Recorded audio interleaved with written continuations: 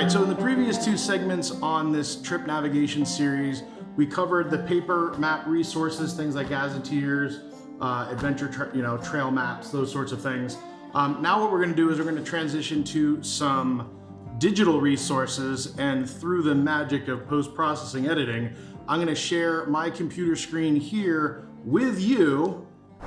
All right, so picking up kind of where we left off in the previous series, the first thing we're going to go to is ridebdr.com. That is the official website for the Backcountry Discovery Route series. So you can see here they have this really cool map, and it is interactive. So if we click on it, it's going to open up a new tab. So now you have a map. So each state that has a BDR route is colored, and then there's kind of a white squiggly line. So if we'll zoom in here, you can kind of see how the Arizona BDR ends, and they got this connector route to the Utah one. Now we've been talking about one particular spot in Utah we've been using as an example, and that is the Top of the World Trail. So we can kind of scroll up kind of northeast of Moab. So Moab's down here in the bottom left corner. We can look up here and we see Dewey Bridge to Wellington. Okay, that's where section 2 ends and 3 begins.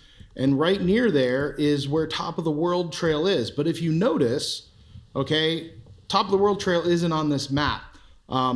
So we'll have to figure out a way we can do that. But one of the things that we want to do is we want to figure out how we can save this GPX file.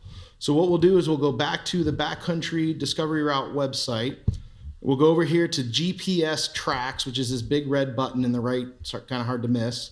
And then you'll see here, it's free GPS tracks. So yes, the GPS version is free. So all you got to do is scroll down. So we'll scroll down here to Utah, all right, and it says download tracks and connectors. We'll do that, all right, and then you'll get this form here, and what you'll do is you'll just put your name, your information, and then here you can actually select whether you want just one, so we could select just Utah if we wanted, or we could select Utah and Arizona. We can go down here to connector routes, and we can do Utah to Arizona connector, or go over the whole kit and caboodle, download them all, and then you will get a GPX file that you can save and import into your devices or your navigation apps, which we'll kind of do that in a second. So like I said, if we go back to the map, I said previously, we were talking about the Top of the World Trail, which is right here near Dewey Bridge, but it's not on the map. Like I can scroll here, and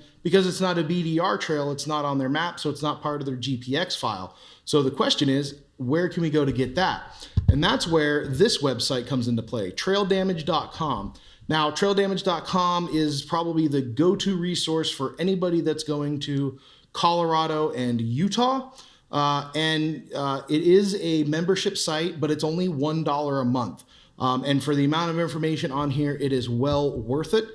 So we're going to click here on all Utah trails because we want information on a trail that's in Utah. And if you've never been to this site before, the first thing you're going to notice is a map here. And these numbers represent the number of trails in that area. And that map is interactive, so you can zoom in. Or if you just scroll down, you're going to see here is a list of every single trail that they've got information on in alphabetical order. So we're going to scroll all the way down here to the bottom for Top of the World. We're going to click Top of the World, and bam, here we go. Here is the profile for Top of the World. So if you notice, up here in the upper right-hand corner, you have the trail rating, so 5 to 7. It's 6.6 miles long. Here, kind of to the left of that, it tells you the type of trail, so it's a loop trail. Gives you the elevation and then breakdown of the difficulty, so like what the different obstacles are. If we scroll down a little bit, we have an overview of the trail. Again, this is interactive, so if you want to zoom in, you can do that. You can click and drag.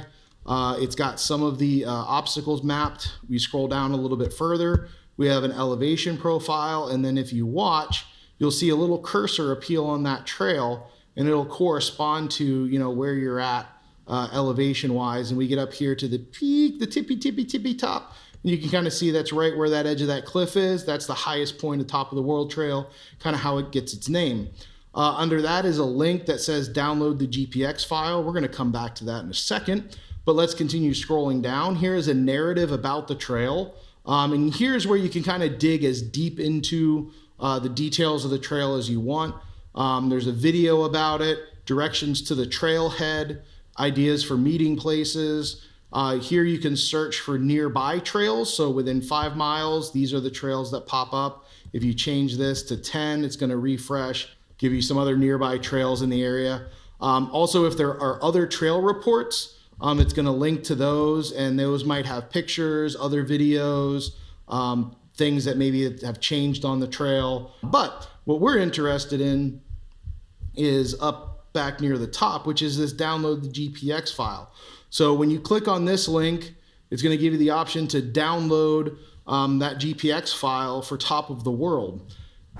All right, so we just downloaded the Utah BDR and we just downloaded the top of the world trail.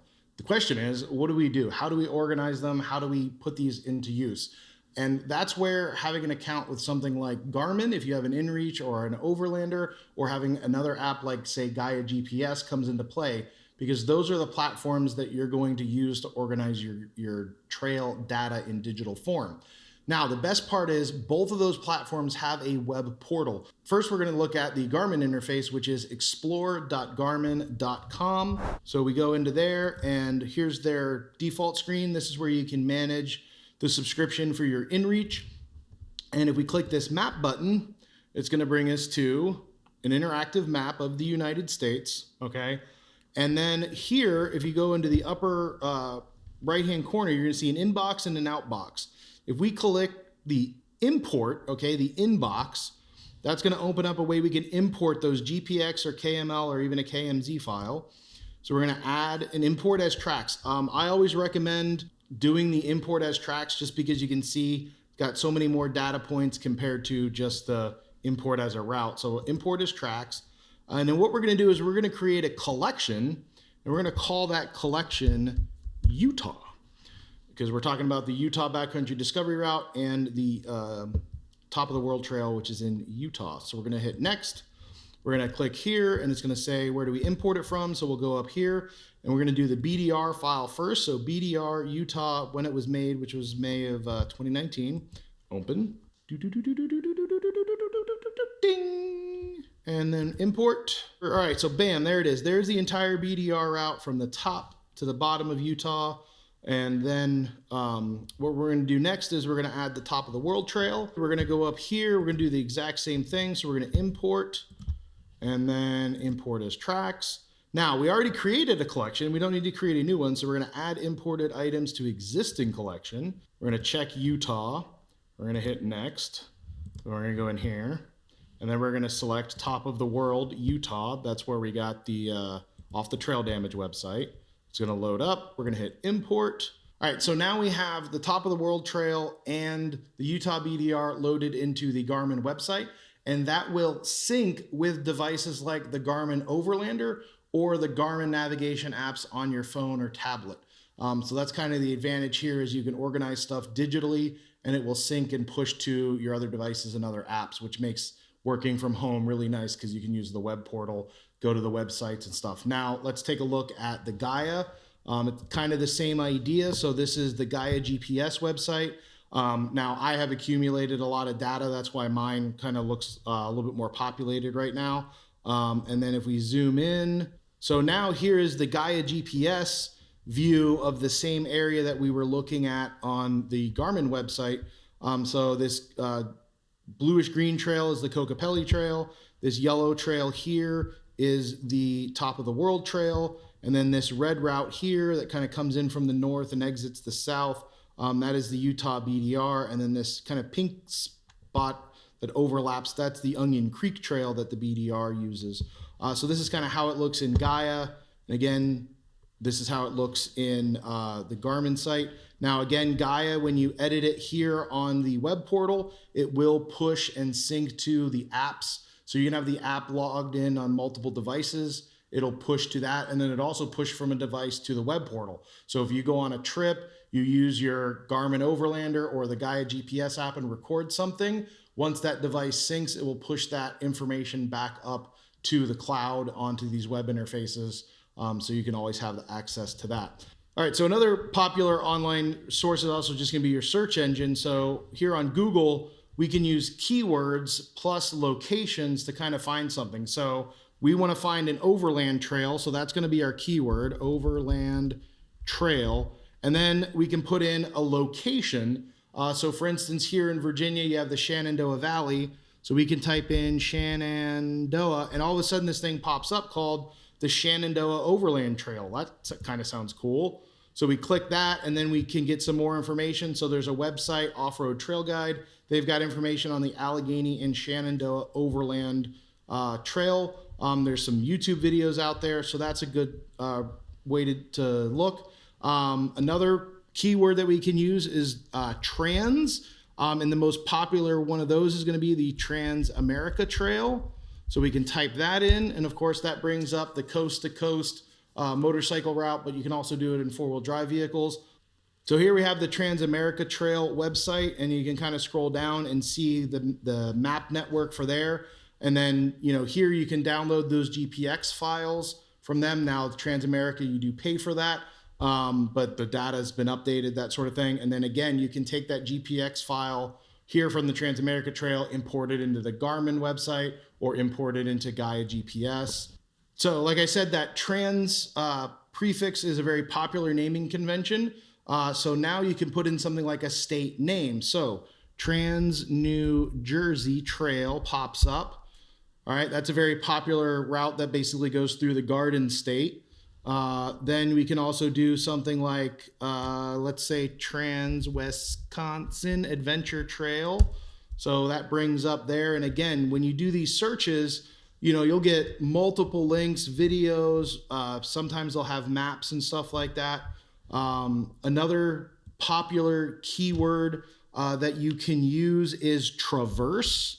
So now you can do kind of the same idea, look for a specific area. So one of the ones I know about is in Georgia. So you have the Georgia Traverse. So here it brings up again, some information. Click on images, it'll bring up maps. You can also find out, so here, Georgia Overland, Georgia Traverse. We can click on that. Brings up some information about the trail, all that great information. And then down at the bottom, you can see they have both an interactive map, and then over here they have a download. So again, you can download those GPX files, take them over to Gaia, take them over to Garmin, push them out to your devices, that sort of thing. Another popular keyword that you can search for is adventure trail. So if we do adventure trail, now you can start doing some searches to find different, state locations or maybe national forests. So one of the ones that I know about is the Kentucky Adventure Trail. So that pops up, and that brings up a fun little route through Kentucky and northern Tennessee. And again, you scroll down if people have done videos, trail reports, different things like that. So another popular keyword is backcountry. Just like, with the backcountry discovery route, we can do that search. So we can do backcountry. Now I know about this one. So this is going to be a mouthful, but Daniel Boone Backcountry Byway. So right here, again, Daniel Boone is a national forest. We're looking for a backcountry route, and oh, hey, byway. So this is managed by the Southern Four-Wheel Drive Association. So we can scroll down, and again, information, what's the story behind it, some Q&A stuff, and then how to get the route, the maps, all that kind of stuff. So you can download a PDF map, or through Cardo Tracks, you can get the digital information. So that kind of wraps up, using some keywords and some of the other digital resources out there. Now, to be honest, a lot of these things I found out through word of mouth and being a part of different communities out there. And that's probably the best way to find this kind of information. You've got communities like Overland Bound, American Adventurist, forums like Expedition Portal, Adventure Rider. There's a lot of people out there documenting their trips on YouTube. So a lot of times you just kind of find out about things like that through the community. And then also when you're a member of those communities, you can download those routes if someone is sharing them. And then if you record something, you can export from the Gaia or Garmin interface and share that with the community. All right, so hopefully you enjoyed this segment of our trip navigation resources focusing on digital stuff. Down below in the show notes, we will make sure to have links to all of those websites, as well as we'll list out some of those keywords that we used on Google and some tips on how to do that. So in the next episode, what we're going to do is we're going to put all of this into practice, use the resources that we've been talking about with paper maps, use some of these online and digital resources, and actually plan a trip and look at how do we use those resources to calculate things like fuel budget, food, and then campsites and stuff like that. And then the next episode after that, we'll look at, once you do all the stuff digitally, how does it push to the devices? And then how do you use those devices out on the trail?